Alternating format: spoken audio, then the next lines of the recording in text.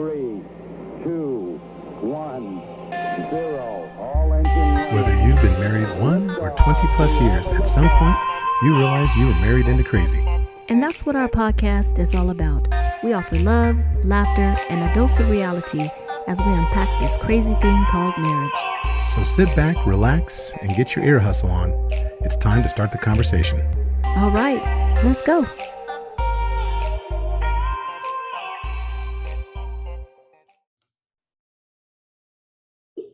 Welcome to episode 197 of the Married into Crazy podcast with Snooks and Lovey. I'm Lovey. I'm Snooks. And I'm fully awake this time. Last time I was dragging. Oh, I thought you was just trying to do that to bring attention to me because I've been yawning A lot. last 5 minutes too. I don't know. I sat down next to Lovey. I had all this energy first, and then he sat next to me. I think he's draining me. That's what we husbands do. Yeah, okay. Look, this upcoming weekend is going to be Father's Day.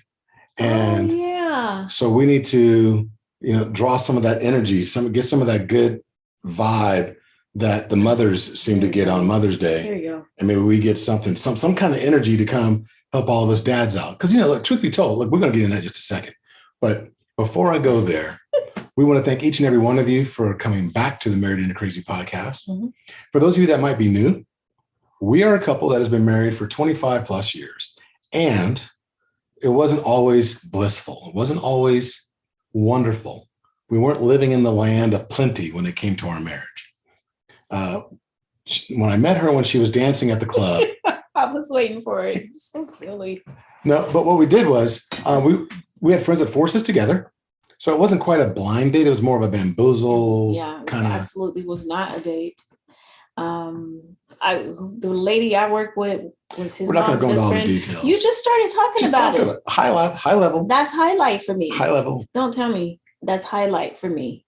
How you gonna tell me how to highlight? Anyway, so nah. So anyway, we were forced together.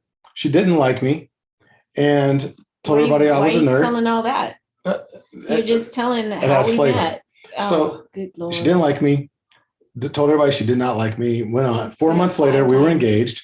Her ex-boyfriend, estranged ex-boyfriend, broke into her home, attacked her, stabbed me through the heart, had 2 open heart surgeries. Miraculous. God was all over that, took care of us. And then 4 years later, she asked for a divorce. You're thinking, wow, such an amazing guy. I was not an amazing guy at that point. I was a mama's boy that was trying to please everybody, but not my wife. I don't think they were thinking that. They were.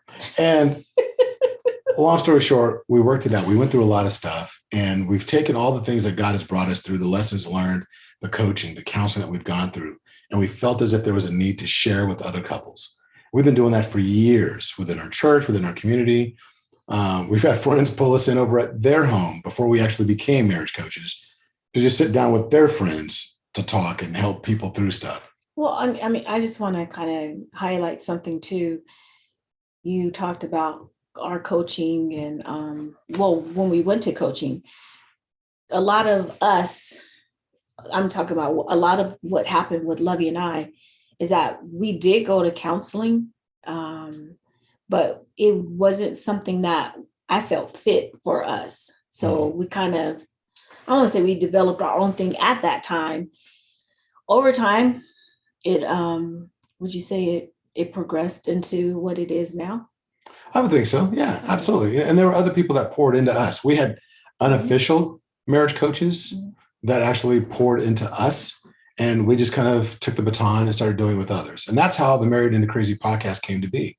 We wanted to share. And then it grew into, an actual coaching platform. We've helped people all across the United States, as well as over in Europe and Canada. So it's been a lot of fun. It's been very worthwhile.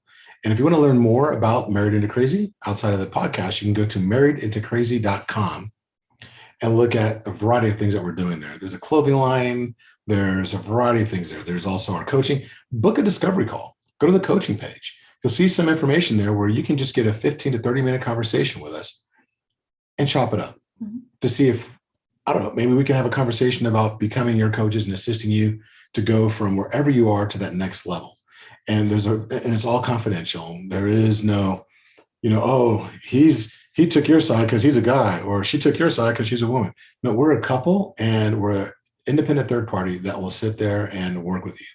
And we've been classically trained in some training. We're both level 1, level 2 certified with the Gottman Institute, specifically in the Gottman, I always mess up the title, but it's the Gottman Method Couples Therapy. And we're extreme execution coaches that have been trained directly by Eric Thomas, better known as ET. Mm-hmm. So we take all that, and I keep cutting her off. It's okay. I just wanted to say, because you already talked about doing the discovery call. Talking to Mike. What are you doing? You already talked about the discovery call. I was just going to say, make sure you go over to Apple Podcasts and leave a review. 5 stars. So for the people that are listening and can't see your hand, she's sitting here raising her hand as if it was 5 stars. But I said 5 stars also. It was a long pause. Somebody is not trying to make it to Father's Day. Okay, I got witnesses. Or his birthday. So let me say this to MIC land. Lovey's birthday is on Thursday. Happy birthday. Happy birthday. Happy birthday. So make sure. And that's usually the kind of energy she has when she's wishing me happy birthday too. Happy birthday. Really? Just playing. Really? Just playing. Okay. Just playing.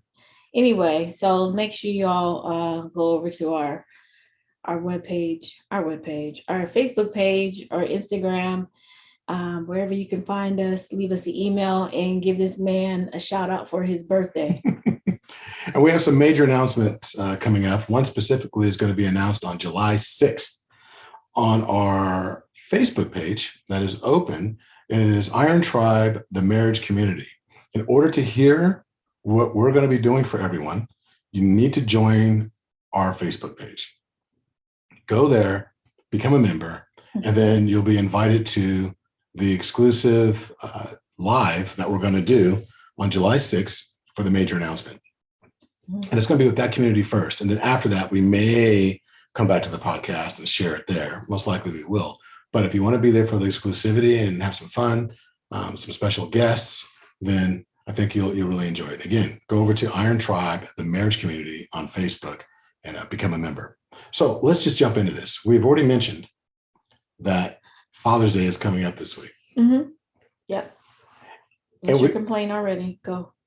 See, I need violins playing in the background right now because fathers just don't get the love that mothers do. You don't agree? Babe, it's a fact that on Mother's Day, mothers get all the love and all the whatever. We get the flowers, we get the candy, we get the special reservations and all of that stuff. Yeah, I agree. Why do we get that? Because everyone, just like the husbands, are scared of you. All the marketers, all them. What? No, I don't know. I feel like because we're the ones, the major contributors in the house, you know. No, it's everything. Without women, let's just be honest. I thought you said that's not it. That's not it. I was like, it's not it. No, it's because, look, truth be told, if God would have actually set it up and said, okay, well, the way that we're going to set up this whole reproduction thing, the man is going to have to actually bear the children. Please, we wouldn't have made it past Cain. Well, look, and I agree with that. Cain might have made it. Abel would have been like, we would have been. Look, it would have ended right there. It would have been like, oh, first he had Cain, the end.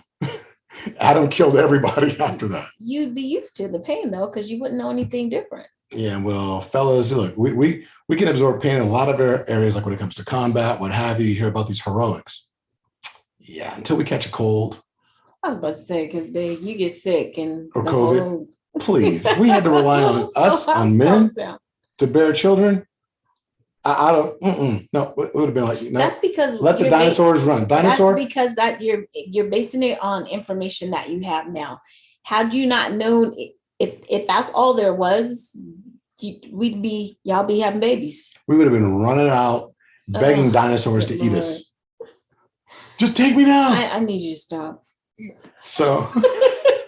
Gosh, you're just being ridiculous. So no, but it's going to be fun. So Father's Day is coming up. Yep. And I think that it's going to be good. So, treat your dads right. Treat the husbands well. Make them feel a little bit special.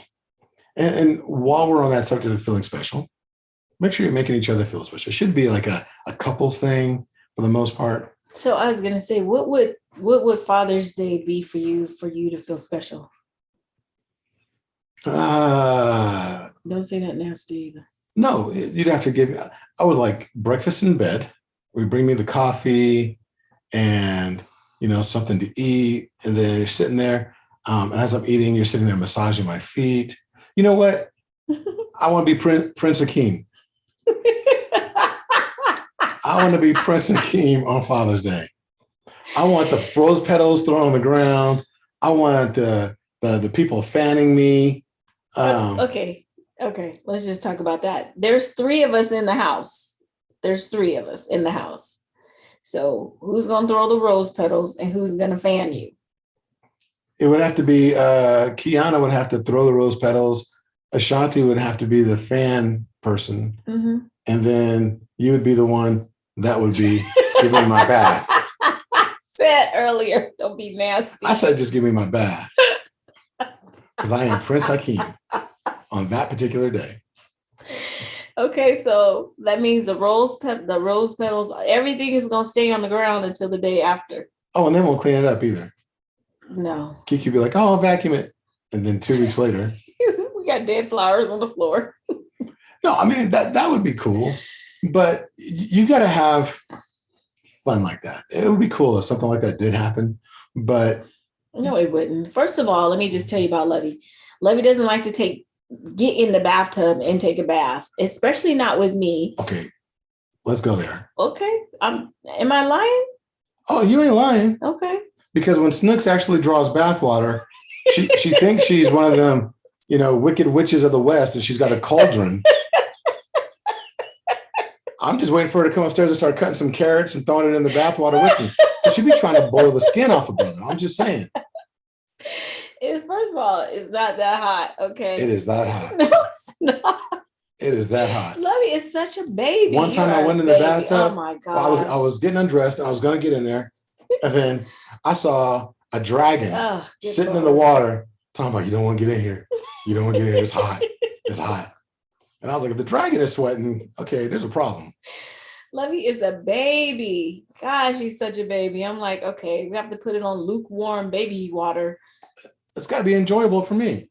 So I'm supposed to just freeze. That's freezing to me. You're supposed to freeze. Okay, you're doing way too much. So yeah, there would be no baths like that. So you just... It ain't for you. I'm Prince Akeem.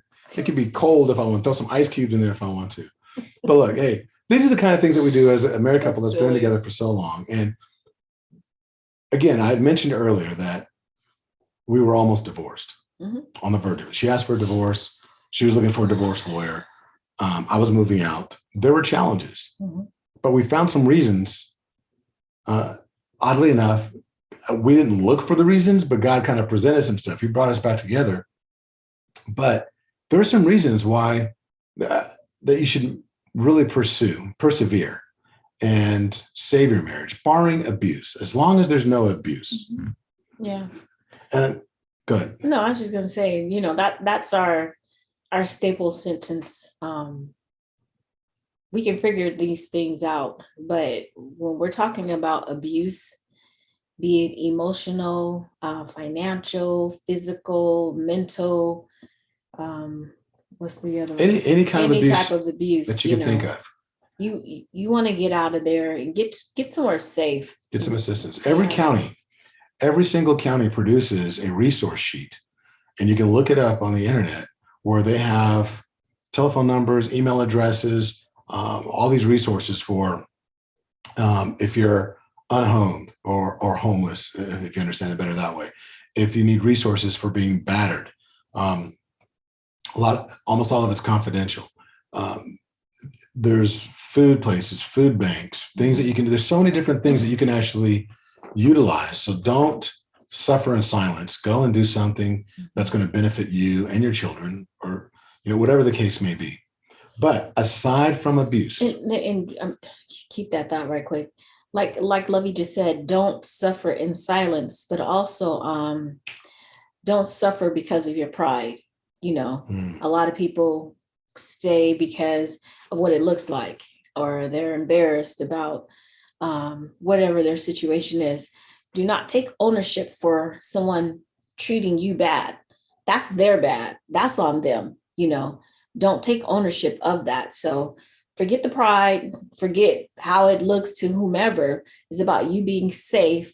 And it's about, if you have children, it's about protecting them also. Very true. So go ahead, sorry. I was going to say, but when it gets back to like, how do you know if I should save this marriage? Do you love her? Do you love him? Are there just things that you need to work out and you just feel like your back's up against the wall and I don't know what we need to do? Keep coaching. Get coaching or counseling. Counseling works for people as well. Find out what works for both of you. But if you're going to take that step, and if you just feel like I'm not quite ready to walk away, I want to give it one last try, then that means that there's something there. And that means you need to invest and be all in. If they tell you you got to do something that is contrary to the way you were raised, then do that thing, whatever it may be. The challenge is I had a conversation with somebody earlier today, and we were talking about so many times when people find out that we're coaches or people that already know that we are coaches, you know, they ask, oh, what's the secret sauce? Oh, how do you do this? What do I need to learn? What are some tricks that we can do? And there's no tricks. So everyone is so concerned about what can I learn in order to be a better couple? And what I tell them more times than not, it's not, the secret sauce isn't in the learning, it's in the unlearning. It's in, somebody handed you a baton of marriage and what it's supposed to look like, smell like, feel like, what have you. And nobody ever said that it was right or wrong. They just said, this is marriage. And it was what was modeled for you. That was the proverbial baton that was passed to you. And we don't know if it's a good baton or a bad baton, but I do know that there's almost every single one of us has some things that we need to unlearn. And kind of like you said, with the baton analogy, this is marriage, and then they give it to you and you run with it and you're holding it and you're, you know, using whatever that information is. That is marriage for that person that gave you that baton. You know what I'm saying? So, but your marriage may not look like their marriage. Right. So you're trying to fit, sometimes we're trying to fit circles into squares, and that's just not, you're like, how come this is just not, you know, I'm doing everything that it says I should do and blah, blah, blah. But I feel like a lot of times when that happens, you're doing everything that it says it should do. You guys are not working together so that you're making cohesiveness together. As a matter of fact, you know, someone can tell us, well, what does that say? The way to a man's heart is through his stomach or something like that. So, I mean, you got a whole lot of women, you know, trying to cook or whatever. I'm thinking that was going to fix it. But I'm you know, I'm just saying that may have been the way the person who said that, he was sitting at the table with a big old fat stomach and he was patting it. Oh, that's so good. Because, you know, the way to a man's heart is through his stomach. Yeah. And so someone heard that and was like, oh, that must be true because he's satisfied. So that's the truth. You just kind of keep that nonsense going, because I know that that's not the way to a man's heart. Everyone. I didn't cook for you for a long time. That's just mine. That's not part of my. No, but that's what I'm saying. It's not for, you know. She still don't cook. Don't let her fool you. That's why he won't eat for 5 more days. No, but here's the thing though. When we're talking about all this, it's different for every single person, right? You have to find out the why behind it. Why do you do that? Why do we do this? Well, and it's got to be more substantive than, well, that's what my parents did, and that's what I saw over here. Some things, yes, you want to adopt, other things you don't. But here's the thing. You want to develop a happy marriage. And if you still feel as if this is worth fighting for, there's something here, I know it. I just need some help uncovering this diamond that is lost in the coal. Well, there's 2 good reasons that you would want to really, truly invest in and I guess save your marriage and really get after it. You know, first and foremost, there's been data that show that happier marriages lead to longer lives. And are you going to chime in? Oh, sorry. I was agreeing with you. I thought you were about to go in. Yeah. Happier marriages, you live longer. And I mean, I would hope that you would want to live longer with me too. You know what I'm saying? There is data, because here's the thing. When you become, what is that? bitter, angry, or whatever, when you become that, it starts to eat away at you. True. You know what I'm saying? And it affects your health. You become negative. And I feel like we all have someone, or we all know someone who, you're like, what is wrong with this person? And then the next thing you know, they're sick. Well, it's true. University of Michigan did a study. Oh, okay. Tell us about it. Well, I'm just playing. No, the University of Michigan, what they found is that people in unhappy marriages were more likely to get sick and had a shorter lifespan, but somewhere in the neighborhood of 4 to 8 years less than people that had a solid relationship. I'm laughing though, because I know some mean folk that they ain't going away. They ain't going nowhere. They just refuse to they don't care. They sick or whatever.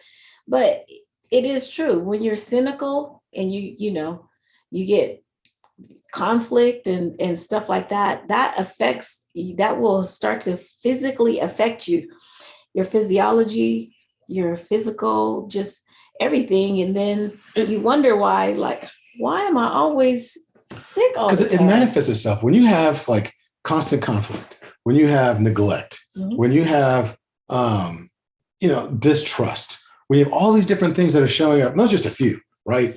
But when they're showing up, they're going to manifest themselves in a very negative way, because guess what? You're going to have flooding that goes along with it. When these things happen, then that flooding is when you have that saying where, what we say now, like, oh, it made me feel some kind of way. Feel some kind of way. Well, when you feel some kind of way, somebody's making you angry. You feel this cautious, you get sick to your stomach when that's all flooding. Those are physiological responses to whatever the impetus may be. Impetus being sometimes it can be a conversation. It gets really bad where on site you start to be like, oh, you just don't. On site. You're just angry, right? Well, that manifestation is affecting your physical stuff, and your mind doesn't know the difference.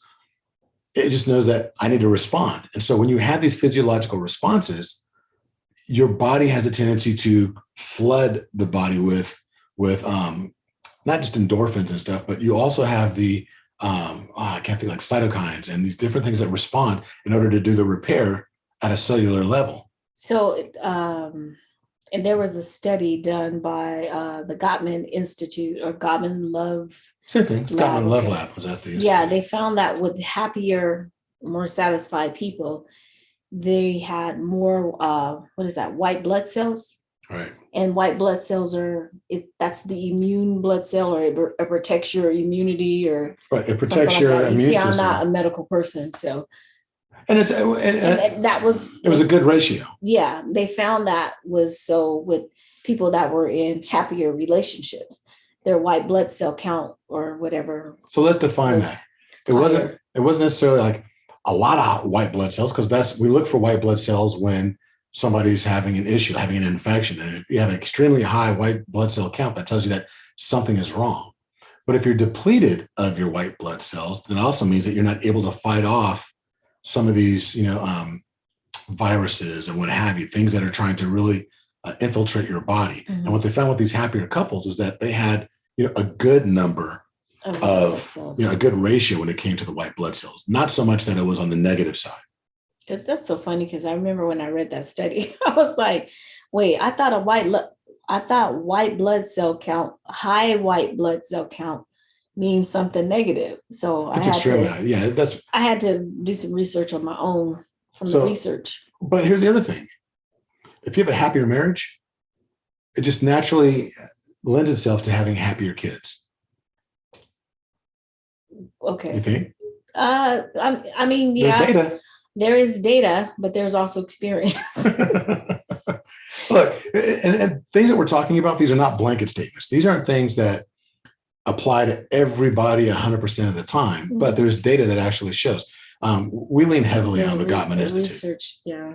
We lean heavily because they're the foremost authority in the world when it comes to looking at marriage and relationships, right? With the longitudinal, how do you say that word? Longitudinal studies. So their studies can go from anywhere from 5, 10, 15 to even 20 years. So. And it's not all heterosexual. There's a variety of different sexual orientations, religions. Their data bank is absolutely amazing. They did a study with 63 kids, followed from preschool all the way up to the age of 15. Okay, yeah. So the age of, I can't remember if it was 15 or 16. And their results show that there were higher instances of truancy, depression, aggression, just all kinds of malice in children whose parents displayed hostile relationships or activity, hostility In the marriage or at, excuse me, at home. And these kids also had elevated stressors or stress levels that affected not just them at home, but also their peers in school, how they interacted with everyone else in their performances and stuff like that. So, which to me, I feel like that makes sense because it's a lot of times it's about exposure, what you see. That's why, okay, so just, we talk about ourselves a lot. We talk about our families and stuff. So I've said before, my oldest brother, when he was younger, he wouldn't, not to say he wouldn't, but he was on drugs. So now his kids, none of his kids will take medicine when they're not feeling well, when they're not, I don't take that. I'm like, what is wrong with you? You don't feel well. You need to take the medicine. But that comes from them seeing their dad being at it, And so I tried to have a conversation with my nephew, our oldest nephew. I was like, bro, that doesn't make sense to me. But he was like, but Annie, it made sense to him because of what his experience was. He doesn't. He's all natural. He refuses to take anything. All of them. The four of them are like that. They won't take anything. So I say that to say this: what you're exposed to, sometimes you're gonna either run toward, cling toward, or you're gonna cleave toward. You're gonna run to it or run from it. Yeah. So and in that study too, it talked about how even as the children, as they got older, they still carried that hostility with them, the stress levels or whatever, it still lingered even when the parents separated or when the children, got older. So, but on the flip side, that does not necessarily mean that all kids are going to be, but it's a study that it's, because I'm sure there's in every study, there is positive and then there's negative, so sometimes it doesn't work out. So it could be 10 out of the 50. Yeah, it runs the full spectrum. But what we're finding as well is that just because it works or something happens for the majority in a particular study, it's not a blanket statement. Right. So we can even look, just from a practical standpoint, you look at our household, we think, oh, you guys have a great marriage. Well, we work at it every single day. Some days we don't work at it because I don't feel like hearing her mouth. No. Or she doesn't feel like hearing mine. Just being honest. Nobody's perfect, right? But we feel like we have a very happy marriage. And then even when we were having challenges in the beginning, we shielded our kids. They never saw us argue. They never saw us have, mistreat each other, have malcontent, any of that. But, we feel like the majority of it was great. And yet each one of our kids are very different. Mm-hmm. He says, happy marriage, happier kids. Well, we have a happy marriage and we have 2 out of 3 kids are pretty happy. Mm-hmm. We've got one that just, is having challenges. And same household, same structure, same everything. And we have so many friends that either grew up the same way, like you look at you and your brother, same parent, same structure, same rules, and yet very different. Very different outcomes. Yeah. And the same thing happens. Just because you have a happy marriage doesn't mean that you're guaranteed that your kids are going to be happier. It just means that what you model, they have a tendency to gravitate towards. Mm-hmm. But why not do that? Have a happier marriage that's going to lead to a longer life, and have a happier marriage that's going to lead to the propensity for having happier children. Mm-hmm. But the question is, how do you know if you're happy? Because it's all relative, right? Well, yeah, I was about to say happiness is very relative. I feel like for me, if I have to be like, someone else, are you happy? And I take pause like, am I happy? That means that for me, that says something. That's just my own personal whatever. Really? Because when people ask me, are you happy? No, I mean, when they do, it's like, Oh, I okay. stop. I believe in being introspective and be like, okay, am I? And I'll do like a quick rundown, like, yeah, I really am happy. I mean, I already know I am. I know I am, but So what you doing a quick introspective for? like, no, okay, are there 'Cause you things that don't can know? be better? They didn't say, are there things that can be better? They said, are you happy? Mm. So after What this day is it? podcast, I know, right? What day is it? It's Monday. Monday, I'm happy. Tuesday is my bad day. No. I don't know. I feel like, and this is just me. Someone asked me, are you happy in your marriage? Absolutely. So what about you makes me happy? Then I'll have to think about that. Not think about it like, what Okay. does make me happy? Because I'm like, okay, what area are you talking about? You know, there's improvements that need to be made on both sides. In a variety of areas. More than, but we're committed to working on those together. And I think sometimes putting in that work together is definitely a part of the formula for happiness. it is definitely. One person can't do it by themselves. No matter how much I get her to try. What, to do it by myself? To do it all. Yeah. I need you to do all the fixing. All of it. No, and it's true. But here's the thing. How do you know there's 4 things that show up in a marriage that let you know that there's trouble in paradise. Mm-hmm. And we generally refer to them as the 4 horsemen. Mm-hmm. What the first one? Criticism, contempt, defensiveness, and stonewalling. These are all things that we talk about in our coaching program and really work with individuals to identify. We all experience every single one of these in some way, shape, or form. If you're human, you're experiencing sometimes when you want to criticize, not just like, oh, I'm always looking to criticize, but it's just something like, you could have done that better. Or why did you do that? What made you think that was okay? Or whatever, and then there's that contempt, like, if I would have married so-and-so. No, there's that contempt, like, there you go again. There's that defensiveness where it's like, it's never your fault. Ever. Or you feel as if that whatever transpired, it's the other person's responsibility. There's always a reason why it was done. You didn't just do it to do it or whatever, but you can always say why it was done. It was always someone else's issue, whatever you were reacting to, how they said something, whatever. But at the end of the day, it was never your fault. And the last thing that people may not be as familiar with, it's called stonewalling. Stonewalling is just shutting down, not talking, like, okay, fine, you're right. And then you just put up that wall, and you just disappear. Mm-hmm. You fade out. I hate that. And we're all guilty. I've done it where it's like, she's sitting there saying something. I'm just so mad that it's like, okay, fine. You know what? Fine. You're right. Whatever. I was like, you really want to catch these hands right now? Kids are, oh, really? Catching hands. All right. No, kids do it all the time, right? Fine. Whatever, Dad. And but if you see these things showing up, you just got to recognize them. Oh, there I go being critical again. Or there I go. I'm like, I'm being overly defensive. When you recognize it, it's like, okay, I need to do something about it. They're going to show up. And the challenge is the relationships that start to fall apart are those that actually end up being those that you don't recognize it or you don't do anything about it. You just let it be and you let it grow and fester.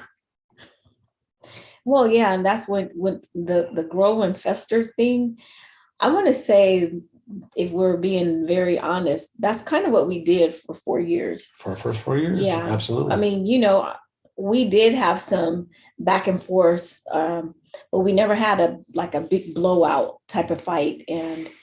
But we had some conversations, we had disagreements or whatever, but we did a lot of stonewalling, a lot of defensiveness.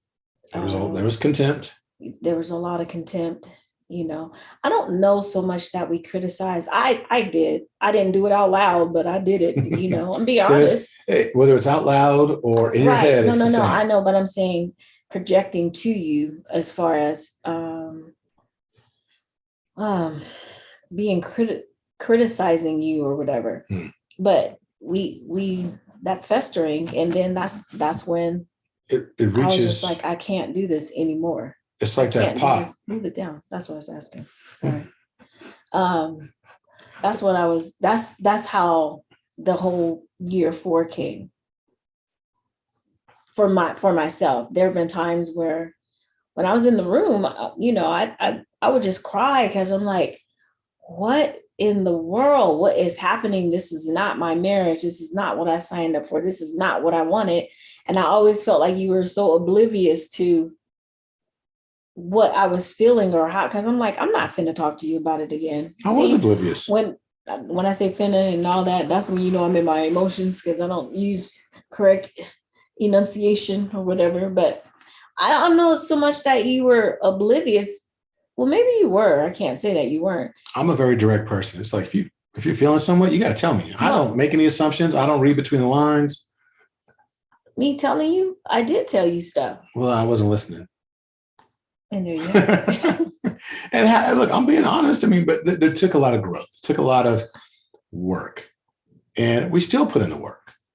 There's times where, I mean, let's just be honest. There's stonewalling that takes place where it's like, I'm just not hearing you right now. I'm just not hearing you. I don't want to. No, I'm not engaging.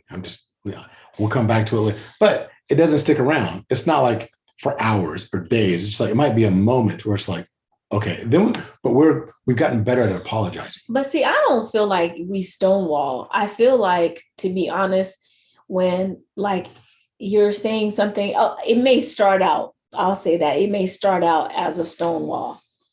And then I'll just be like, okay, babe, I can't. Or I feel like you do the same thing. You'll just be like, Snooks, whatever.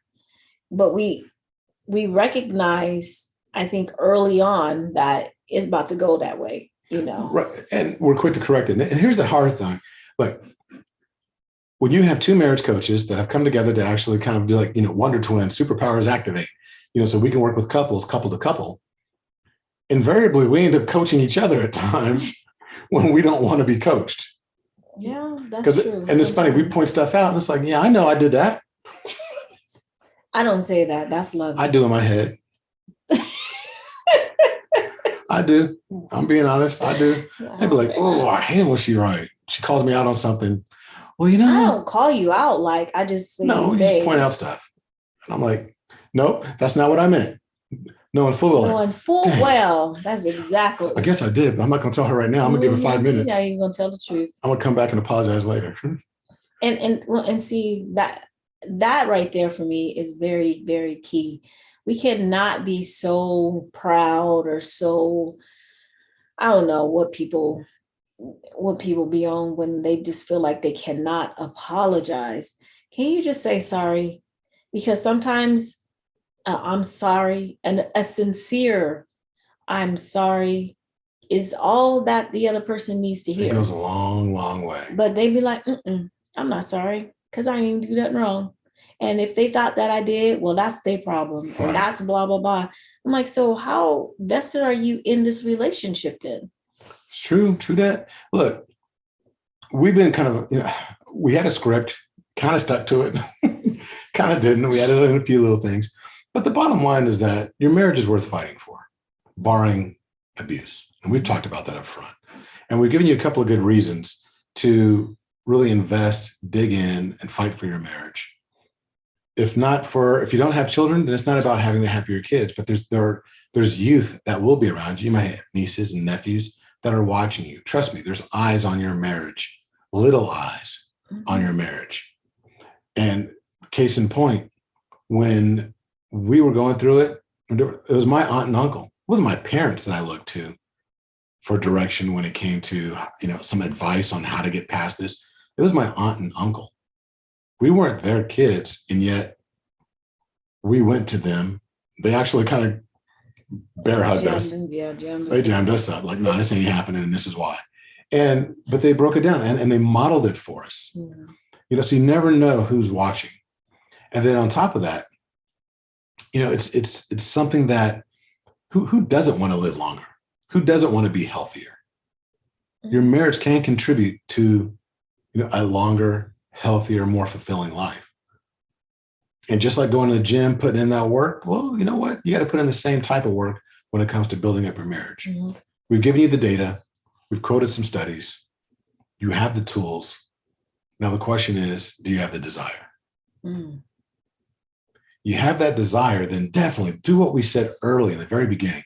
Go over to Facebook and go to Iron Tribe, the marriage community, and become a member. And just hang out. We throw up topics, we repost stuff. Just hang out. And, if you have questions, post them there. There's so many other couples that are there across the United States, and actually even outside the United States. And people will chime in. It's not just couples either, though. No, there's some singles that are there too, because they aspire to be married. But it's one of those things where when everybody's busy, there's not as much activity as there used to be, and we're trying to change that. One of the ways is having this incredible live that we're going to do on July 6th, where we're going to be making a major announcement. We want you to be a part of it because there's something coming that can actually help you save your marriage, that can help you actually get to that next level, or at least take a very strong step in the right direction. Mm-hmm. And more details on July 6th. But as Snook said, my birthday's coming up. By the time you hear this, it may have passed. It might be coming up. This is coming out on Wednesday. My birthday is on Thursday. Mm-hmm. So if you feel like it and you're like, I really love their podcast. I really love what they do. And I don't know. He said, if you feel like it. You want to, on our coaching page, if you scroll down to the very, very bottom, there's a place where you can actually just offer something in kind. You feel like if there's value that you feel like the podcast is giving you, podcast isn't done for free. It is free to all y'all, but we are not going to look a gift horse in the mouth, so to speak. Any blessing that you would want to offer, you can scroll down to the very bottom of the coaching page on marriedintocrazy.com and offer what you like. And I'm just going to start. I've never, in all the years that we've done this, I've never really brought attention to it. It's only there because we've had some people that we've coached over time that stopped being clients, but occasionally they'll reach out and have a question and they just offer a donation. And so they wanted a way to do that. So we created that a long time ago for them. And rather than doing Patreon or something like that, I'm just going to say you can always go there and, drop a little something for my birthday or otherwise. Oh, wow. You drop enough, I might do a little dance for you. No, I'm just playing. Anyway. Go and drop that, y'all. I want to see him do his dance. See me do the dance. I'll send you a little video. Married fans only. No, just playing. So anyway, hope you guys enjoy this podcast. I hope you got some value out of it. Have a great week. Mm-hmm. Enjoy your Father's Day. Enjoy your Father's Day. And last plug, go over to marriedintocrazy.com. If you go to the store, there's actually it's not just for men, but there's an apron that says Married Into Crazy on it, where you're getting your cue on, only because it's, you have to order it like in advance because it takes a little while to get to that particular item. But for all the rest of the cues going on throughout the summer, might be a great thing to actually add to the, the repertoire when it comes to your barbecuing or cooking. Well, yeah, get it now so you can have it by 4th of July. Amen. There you go. So, yep. So until the next time. Be blessed. All right. Bye. Bye-bye.